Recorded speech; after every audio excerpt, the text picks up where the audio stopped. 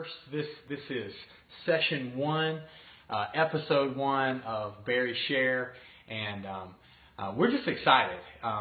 This is something that Nicole and I have been looking forward to for a long time. Nicole's had an awesome blog that many of you guys that will be watching this video have taken part of and have seen. She's got a writing gift and just a gift for communication, and it's really just she's had this place where she's been able to be authentic and vulnerable and say, hey, this is not going to be the human highlight reel of awesome mommy. I'm going to actually take my mask off and be real. And occasionally over on my blog, I would put some random nerdy thoughts or just something to do with ministry or being a dad to 4 awesome daughters. And just a couple of months ago, Nicole and I both were praying, and we're just kind of feeling that something that the Lord had really spoken over us a long time ago just needed to happen, and that's that we would come together, and that there would be some synergy when we would combine our efforts, because we're so much better together than we are separate. Just look at any of our beautiful kids, and that's true. So anyway, let's talk about Berry Share a little bit. Okay, so what is Berry Share? Well, number one, Berry Share is probably the first thing in our core values. I'll say this. First of all, it's like if we're teaching our kids things, we say, hey, number one, Berries love Jesus. Yeah. We are on fire, just following Jesus with all of our hearts. But probably the second lesson that we want to get and infuse into our kids is Berry Share. I mean, it's like Berry Share. The kids.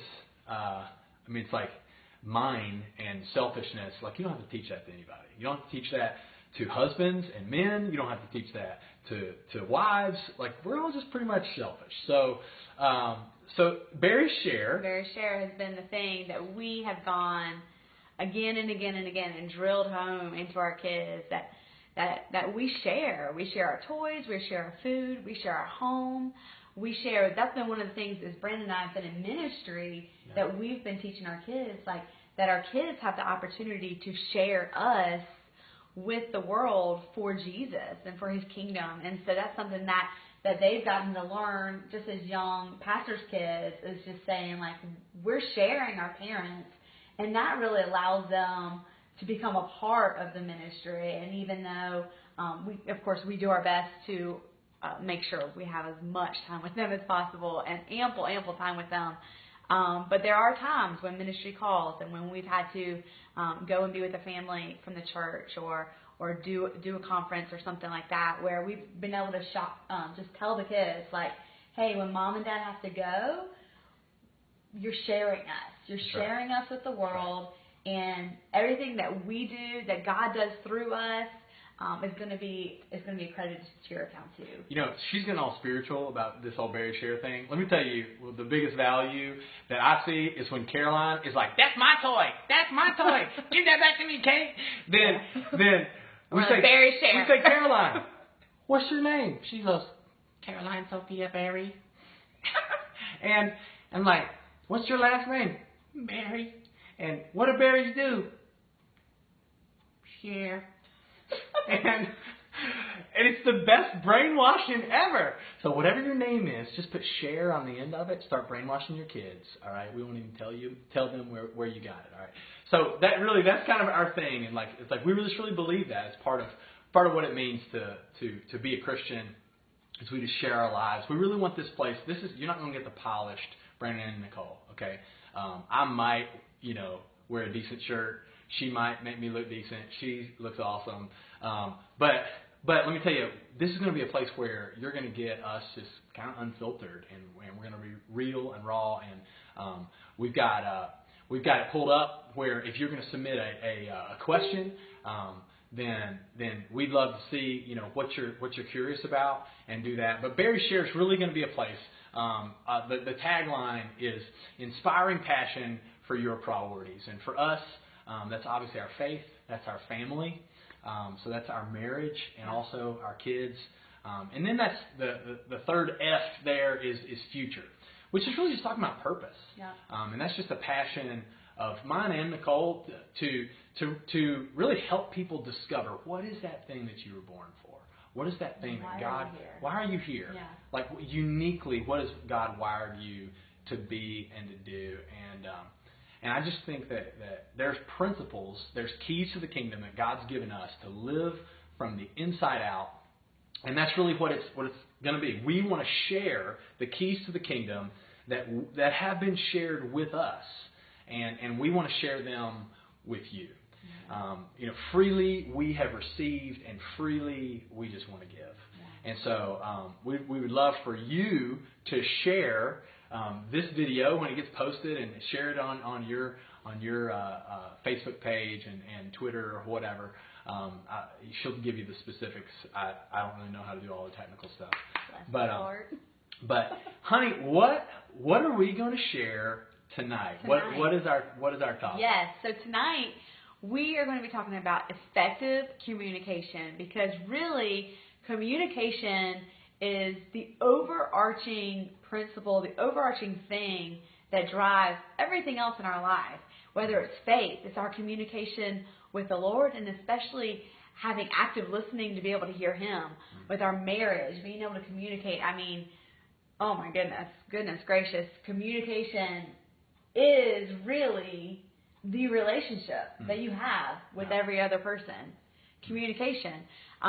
Whether it's with parenting and trying to communicate to small children, to teenagers, to young adults, to other family members, and whether it's just maybe you're not married or you don't have kids yet, but you have a job, you have a family, you have friends. You want to learn how to communicate with them in a more effective way. Tonight we want to give you just a few tips on A, why it's so important, and then B, how can we do it in a more effective manner.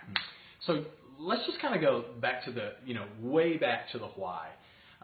If you're saying, okay, why is communication important? You can go way back before the earth even existed, and before there was a heavens and before there was an earth, there was God. There was the Father. Yeah. There was the Spirit. And then there was the second person of the Trinity. That's called the Word. Communication is so important to God that Jesus, before He became Jesus, that we know as the man born in Nazareth, that was fully God and fully man, like He was known as the Word, as the Logos, as the communication of God. And there are hints at the Trinity even all through the Old Testament. And whenever you see God, the Father, then speaks the world into being, it's by His Word that He creates. And so we are made in the image of God. And so when we can communicate well, and when we can communicate what's really in our hearts, and we can convey what's in our souls that comes from God, then it has divine power. It does. Because we're connected to the Logos, to the Word, to the Christ that dwells in our hearts richly. And so that's it's big time, y'all. We need to feel the weight of that. Yeah. But I think a little bit, maybe a more practical metaphor is think about your life.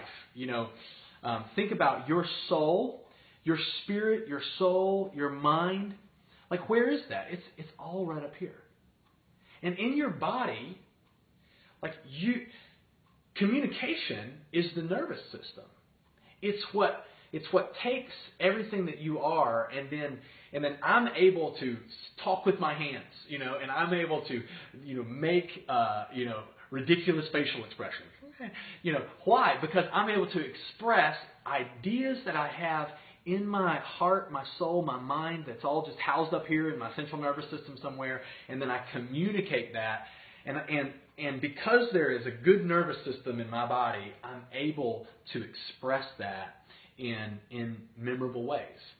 And so we, as people who are trying to have relationships with God and with one another, we need good nervous systems. And I think, honey, that there's a lot of paralysis that's going on in a lot of people's lives. There's a lot of miscommunication. And if I could see everybody that's out there, I'd be like, raise your hand if you've ever had some miscommunication that maybe has caused some conflict, some rubs in your relationships, and you would be like, man, I need to get better at this communication thing. Yeah, I would say, Brandon and I, our whole family, we go and see a chiropractor. We were both college athletes, and we did some serious messing up to our bodies. But he always talks about how if you could get all of the nervous system straightened out, then every other part of your body can be healed.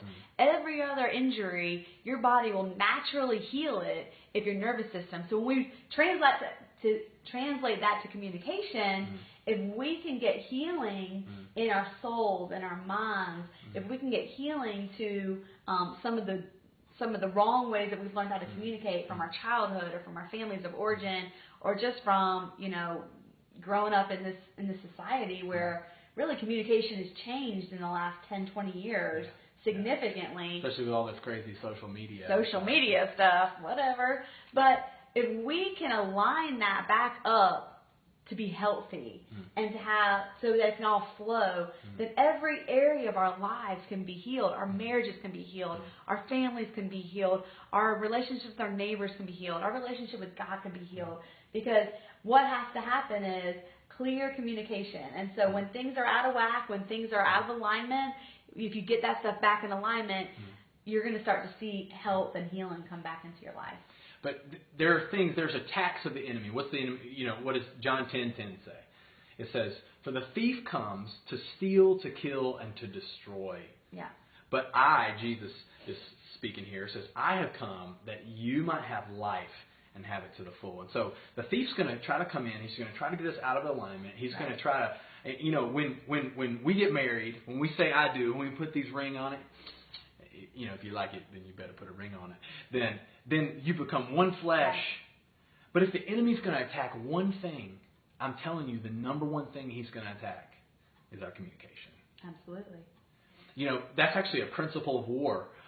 Nerd alert, I took military history, in college. And the very first thing that the enemy always does is he attacks the lines of communications. Okay, they call it LOCs, in military jargon. It's like you want to knock out the LOCs of your enemy. Yeah. And think about it, even in like horror flicks, it's like dun dun, and then what happens? They cut the phone lines. Why? Because they don't want you to be able to call some help. And so the same thing, like the enemy is going to try to do anything that he can do spiritually. He's going to try to attack my prayer life. He's going to try to attack Nicole's prayer life. He's going to try to do anything he can do to get us to where we don't have a Jeremiah 33:3, call to me and I will answer you and tell you great and unsearchable things that you do not know. Growing up, that was like, that's like the heavenly phone number right there, Jeremiah 33:3, right? You just call to God and he will answer you. But the enemy is going to try to do anything he can to get you interrupted from that flow. And, I'm excited because I think tonight there's going to be some things where we're actually going to get some things back into alignment. Yeah. And I really feel like if we have ears to hear tonight, even some of you guys that are watching, God's going to say some things to you through us that maybe we didn't even plan, but it's going to come out of us because He knew that you were going to watch this. And so I feel that even now. I'm getting like chill bumps. Ooh, bring it, boy. So I'm excited. Honey, let's talk about what happens when there is a void of communication. Yeah. So let's say let's say you and I are having a good time. We're having some good communication, and then all of a sudden, I'm no longer there. Oh my gosh. Human nature, guys, does this with a void. When we have a void of communication, when we have something where we're not being communicated to. They're always, human nature's first reaction is to go to the negative. So, for instance, I'll just give you a quick example. And right now, Brandon left because this is our first time doing Facebook Live, and we're trying to figure out how to see what you're writing on there. And thank you so much for being a part of this. Before I get on to what we're doing. Anyway, I just wanted to let you know. So, when there's a void in communication, this is something that happens. This is a great example. One of the things, I'm a stay-at-home mom. We have these 4 kids, and Brandon usually tries to get home at 6:30, unless there's a specific thing going on with ministry. We love to have family dinners at home, and so we try as much as possible to have dinner around the table. But sometimes, and I'll just say sometimes, but it happens a lot more often than we would like to say thank you to. Brandon talks on his phone so much during the day, and he forgets to bring his charger. So there have been a few times where I am trying to get a hold of him. Hey, babe, where are you? What's going on? His phone is dead. It's dead as a doornail. No, that never happened. It is dead as a doornail, and we cannot communicate. That void of communication, the human nature is just to go to the negative. And I gotta tell you, because I have some other issues that I'm still working through with Jesus of insecurity and whatnot, my personal tendency is to be like, I can't get a hold of Brandon. It's 6:42. He's dead on the side of the road. Every single time.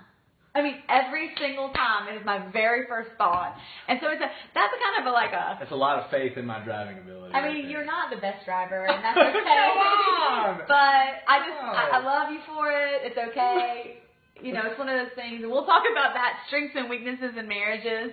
That's a whole nother video. But bless his heart. It's just what I go to. So when we have a void in communication, let's say you're at work, let's say you're an employee, and your boss usually comes around and he says hey to everybody. You're not a huge corporation like Bank of America or something, but your immediate boss, he comes and checks on you at least two times a week or so. Well, let's say you see him in the office and he hasn't talked to you, and it's been 2 weeks now, and he hasn't said anything to you. And you're used to having him kind of communicate, hey, how you doing? What's going on? How are those reports going? And if he's not communicating with you, and it's been 2 weeks, what do you automatically think of? You automatically think, oh my gosh, what have I done? This is not okay. Is he mad at me? Did I do something wrong? Am I going to get fired? It is human nature to fill that void with negativity. And so communication is something that we never, ever get to a stopping point of. That's right. We are always, always, always trying to continually communicate with one another, especially in a marriage, because like we said, Satan loves to get in and cut those lines of communication, because that's his first line of defense against a marriage. A first line of offense, really, because he is trying to offensively tear us apart. Steal, kill, and destroy. And so we really have to fight for that. And so I think that, what we're talking about is I think we have to define expectations. Yeah. And so, I mean, like in an employment standpoint, I remember having a boss, and when I unintentionally, totally rebelled against my boss, and I broke a rule that I didn't know necessarily existed, and I remember getting wrote up for that. Or is it written up? Anyway, I got wrote up for that thing. Okay, I got wrote up. And I remember just, it was official write up and everything, and I remember just being all nervous and having to go in, and it was. It was nerve-wracking, but I remember having an opportunity to explain where I was coming from, and then I remember getting that evaluation, and then 3 months, 6 months later, I got another evaluation. I had much higher marks, and I had and he was coaching me, and I just kind of knew where I stood because I had that back and forth communication, and then I got a promotion, and at the next level boss, for whatever reason. This guy's policy was, now that I had been at a certain level, it was like, oh, we don't do evaluations of you at this level. And out the gate, I was like, okay, sweet, like freedom. Right. But let me tell Didn't you, take long. like after 6 months, I was just like insecure, and I didn't know whether or not I was doing a good job. And I mean, here's a question. And for the bosses out there, for the leaders out there, for the husbands out there, God calls us to be the priests of our home. That we're to provide, to give vision for our homes. Like how can our kids and our wives, and how can if we're pastoring a church, or if we're leading a business, or we're managing a team, how can the people that follow us, how can they hit the mark? How can they hit the goal if they don't know what the target is? Right. Like, it's impossible to hit a target that's never been clearly defined. Right. And so that is a huge part of I think, us having a healthy marriage, which is defining expectations in the various areas of our life. And so I know that Nicole, I know some of her love languages, and we'll get to love languages, and we'll in another video, and we'll kind of hanker down there. But I know that Nicole wants and kind of needs, because one of her love languages is quality time. Like, she needs us to have dinner together 4 or 5 nights a week. She needs me to be home and help put the kids down. And if I'm away and she's having to fly solo with all this awesome estrogen in our house, if she's having to do that, more than once a week, like I know, because we've got clearly defined expectations, that there's going to be something a little. It's exhausting to me. Yeah. And so we have had to really sit down and say, he didn't just learn that automatically. That has been something that we've had to communicate back and forth over the last 9 years since we've had kids. It's just saying, like, hey, this is something that I'm recognizing in myself, and you can help me, and you can love me in this way. But we, get to the point of communication where, especially in our marriages, it gets easy to just stop communicating. And there are different kinds of communication, and we're going to talk a little bit more about the different levels of communication and the different ways that we communicate. But really, the goal of communication, what we are trying to accomplish here by communicating in all the various forms, is really intimacy. That's right. And so God created us to communicate. He created us to communicate with Him. And the reason why He did that is He wanted us to hear Him. He wanted us to know Him. He wanted us to read His Word, which is why He inspired people to write letters, or to write what became the Bible. He has been communicating. He is a communicative God, because He wants intimacy with us, and He wants us to have intimacy with Him.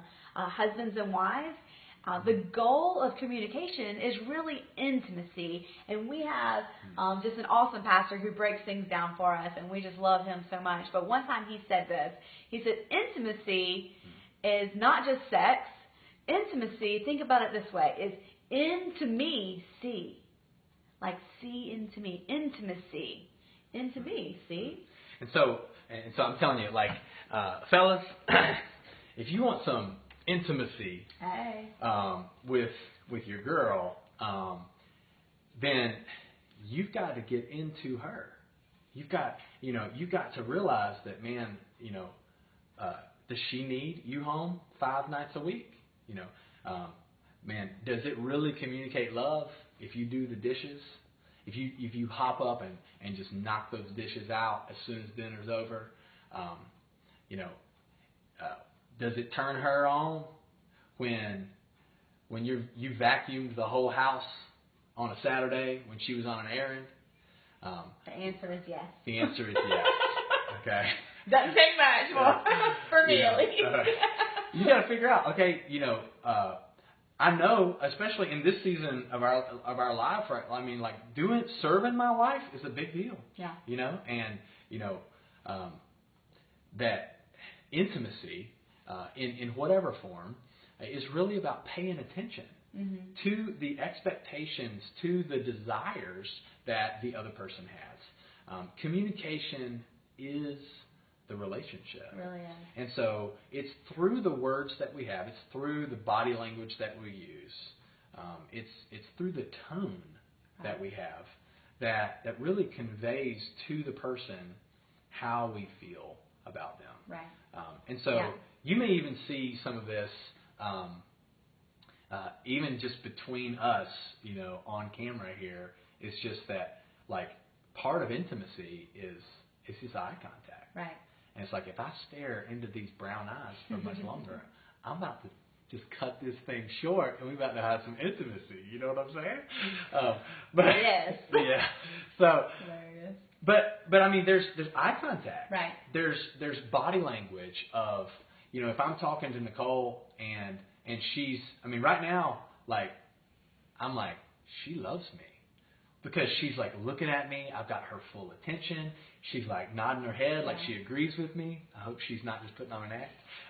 And I mean, she's leaned in, and like, let me tell you, all of that matters. It does. I mean, what if I was saying all this same stuff, but she was slouching back? I mean, just do that. What if I was just like, and you guys, it really matters if you're intimate with your wife. I mean, can you just, like, do you see how that feels? Like it. I'm not in it, then. Huh? I'm just not in it. You're not in it. Right. And I'll just say this. Husbands, especially pastors that want to lead, if you're going to go plant a church especially, I'm of the opinion that you're not the most important person in the church. If people want to see what kind of a leader you are, they're really not even, if they're wise, they're not going to look at you. They're going to look at your bride. That's good. Because is she smiling? Is she happy? Is she thriving under your leadership? Right. Does she care about what you have to say? Does she think that your words are credible, or does she roll her eyes when you speak? That's good. And if Nicole Berry is not amening what I'm saying, then I could give a crap about whether any of you guys are. Well, then you really have to go back, and any of you, if you're a leader of any kind, it doesn't have to just be a husband. That's a great example, but a leader of any kind. If you're a mom with little kids in your house, and your kids aren't listening to what you're saying, they're not respecting the words that are coming out of your mouth on a daily basis when you're out in the community. You have to kind of go back and say, where did we break down in communication? That's right. Where did that nervous system have a stoppage? Right. What happened in our relationship that broke down communication? And a lot of times we see one of the things that breaks down communication is really familiarity. See, the goal of the relationship is intimacy, and so and really Tim Keller did an awesome quote that I put up today. I won't talk about the whole thing, but the part that he just said, he said, to be fully known and fully loved is really basically the ultimate goal of everybody. Everyone wants to be fully known and fully loved, and that is really intimacy. To be fully known and fully loved. And Pastor Ron Carpenter says it this way: the goal of marriage is to be naked and unashamed. Right. So to be naked, fully known, vulnerable and fully known, but unashamed. Because you're loved. Because you're fully accepted. Yeah. So good. fully known and fully accepted, naked and unashamed. It's the goal of marriage. And in one word, it's intimacy. And so you can have, and we're talking about marriage, but guys, this works also. I mean, the same communication principles works with your kids. That you have, and I love what Danny Silk. At Bethel Church out in Reading, we just went through their parenting curriculum. What's the name of it? Loving Our Kids on Purpose. Loving Our Kids on Purpose. Go look at that. So if good. You have any sort of desire to check out parenting curriculum that is on point, it is really. We'll talk more about that. We'll talk about that another time. But he talks about a heart-to-heart connection with your kids, and it's not about demanding and commanding your kids. Right. It's about empowering your kids with choices. It's about you respecting your kids. It's about them recognizing that you love them and they love you and they value the relationship that they have with you. And so you're tying everything in the way that you discipline and the way that you talk with them back to that. Am I maintaining a heart-to-heart connection with my kids? And that's been huge for us. It's been huge. And I mean, we've really used it even in our marriage, Mm-hmm. and not just saying like, are we doing this with our kids? And really what this is the goal of our relationship to come together and get to know each other in a better way and love each other more, or are we just trying to survive this relationship? And sometimes in a marriage, or even with your kids, with your boss, with your coworkers, sometimes, most of the time, really, our goal is just to survive, is just to make it the next day. And that is not how we were created for relationships. We were created to continually move forward closer and closer to deeper intimacy with one another. And so especially in a marriage, we are trying to continually look at ourselves and say, if I'm going to say that, is that going to bring me closer to Brandon or further away? And but a lot of times familiarity is something that really hinders intimacy, because familiarity oftentimes breeds just disrespect. Yeah. So let's just kind of get real a little bit. So on road trips, so we go on the road, okay, and there's kind of a dynamic. I get in the road, and I get and any of you guys that know me well, like, I get nerdy, and I want to have this like deep thoughts with Jack Handy kind of moment with whoever will listen, okay? And it's always me in the front and it's seat. always her in the front seat, right? And usually, I'll usually do Tetris with with packing the back of the van, but she's done all the packing of putting all of the.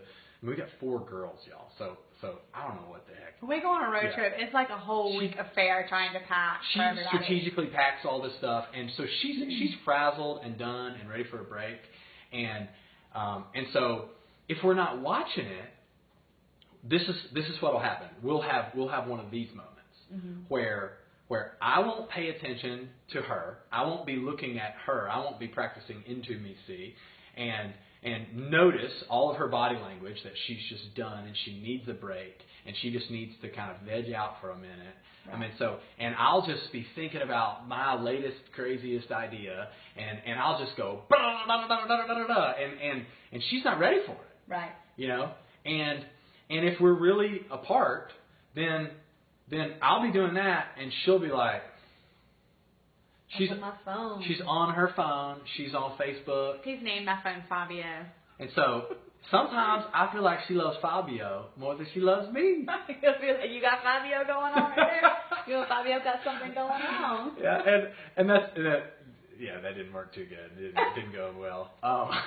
But it's like I felt disrespected. I felt like she cared more about whoever was on Facebook than she cared about me, and so I had to like let her know that, like, hey, honey, and this is a great. Let me just help you guys out if you're having, and we'll get into conflict resolution in another episode, but when you did this blank, when you got on Facebook with just without asking me or without just checking in with me, it made me feel like that was more important than me. Yeah. And so she loves me. And so she doesn't want me to feel like Facebook is more important than me. Right. And so she can affirm that because she can't argue with the way I feel. Yeah. And so then we're able to practice some good conflict resolution and get on. But the same thing was happening when I just went into my big spiel, and I wasn't paying attention. I wasn't preferring her. In Ephesians 5, it's talking about husbands need to lay themselves down for their wives as Christ gave himself up for the church. And it's like what I want to do is I want to have this deep conversation, and what she wants to do is veg out for a minute, and just breathe. And so what we found, and guys, man, almost 11 years of marriage is the key to the kingdom. Let me give it to you. All right, I'll put my hand over here. I'll be like, babe, how you feeling? Do you need, we've got a 2-hour drive ahead, and at some point, I would love to have a conversation with you about and then X, whatever the topic is. You know, would you, or do you think you're going to be up for that? You know, would you, do you think you got the bandwidth to have a conversation at all, or do you need to take a nap, or you know, do you need some time to just, you know, get on social media for a minute? Right. Because I want to be able to have your attention, you know, because this is important to me. Right. And then at that point, she'll tell me what she feels, and sometimes she's like, no, you know what? Let's do that now, and then I'll take a nap, or whatever. And man, I can't tell you, just that little tip of establishing expectations, of me proactively giving a vision for our trip and saying, this is something that I would like to do. This is my interest.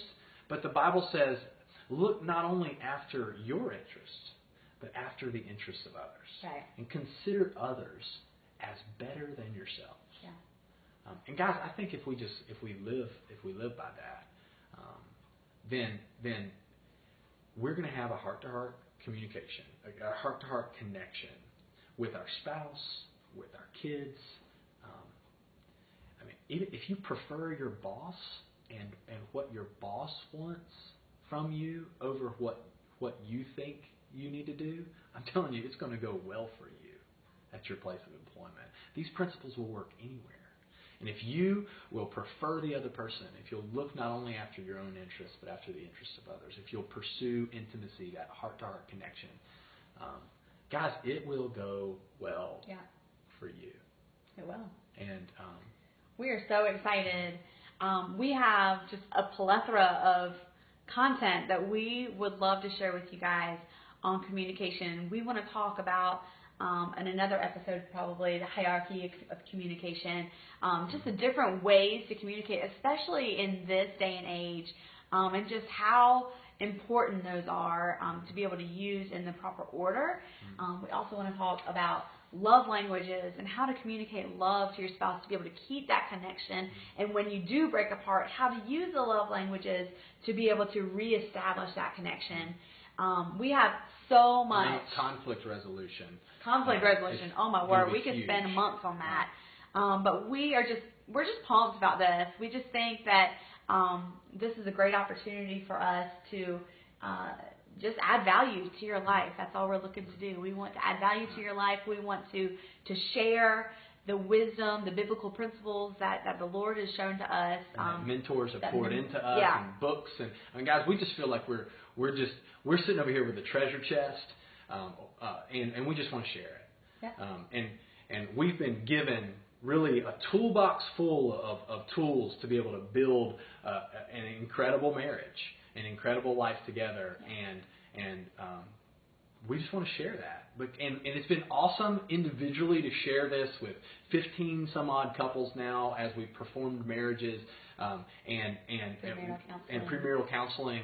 But we were encouraged by so many of them. They were looking like, they're like, hey, Pastor B, Pastor Nicole, y'all got to share that with more people than just two at a time. Right. And so we've been doing this for years, probably about 7 or 8 years, of just having couples on our couches. And besides being able to do premarital counseling with so many couples, so many couples from our church have just been countless, really, been on our couch.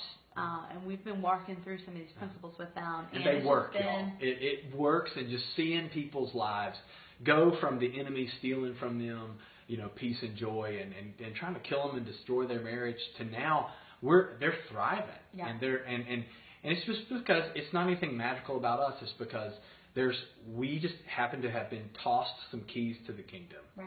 And we're using them, and it's unlocking the abundant life. Mm-hmm. And guys, we're excited. I think it's 40 minutes already. Can you believe it? Hey, if you have something that you would like for us to talk about on a Facebook Live, or we're going to be starting doing YouTube videos too, they'll be a little bit shorter and something that you can just do a little nugget. Put it in the comments. We would love to know what you had to think, even any kind of feedback that you might have from today. Just go ahead and give us a comment. If you'd like to be anonymous, you can private message us. We would love to connect with you and just to hear what it is that you want to hear about. What do you want to know about? If we don't know the answer to it, and believe me, we don't know all the answers to everything, but we're willing to find out. So, that's right. And we're willing to find out and come on camera and tell you all about it. Yeah. And just have a discussion with you. So how can we get better? So we want this to be a two-way street. And so just please, just put that in the comments below. If you've got our cell phone numbers, reach out to us. You can hit us up on Twitter. She's at Nicole Berry, and I'm at Brandon_Berry. We're at Berry Share. And at Berry Share. So everything's Berry Share now, okay? Instagram, That's Twitter, right. Facebook, YouTube. Everything's Berry Share. We would love to connect with you. Thank you so much for joining us tonight. And may the peace of God just be on all of your relationships as you continue to grow in your communication. That's awesome. All right. Good night. Bye. Peace.